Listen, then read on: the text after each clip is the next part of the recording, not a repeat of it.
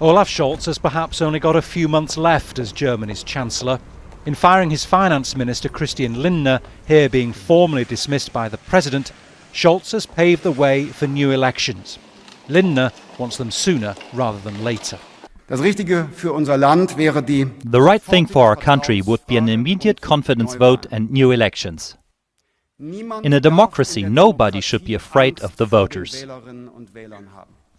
Scholz wants to wait until January for a confidence vote he'll likely lose, leading to elections that, according to the polls, would be won by the opposition. There is a whole series of international commitments, conferences and decisions in the European Union that require a German government now that is capable of taking action. We simply cannot afford to have a government without a majority in Germany for several months, followed by an election campaign for several more months, and then possibly several weeks of coalition negotiations. The coalition of centre-left, Liberal and Green parties had been riven with tensions almost as soon as it was formed 3 years ago. An ideological split on how to kickstart an economy in recession was the final straw. The centre-left Chancellor wants to borrow to invest as well as support Ukraine. The finance minister, a Liberal, wanted to cut taxes and change benefits and pensions.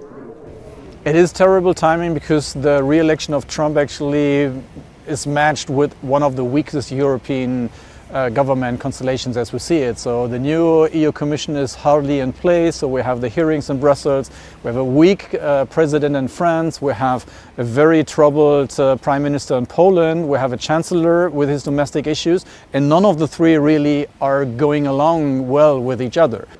Germany's political instability leaves a void at the heart of Europe, just as the re-election of Donald Trump could bring a trade war and see the US cut funding to Ukraine.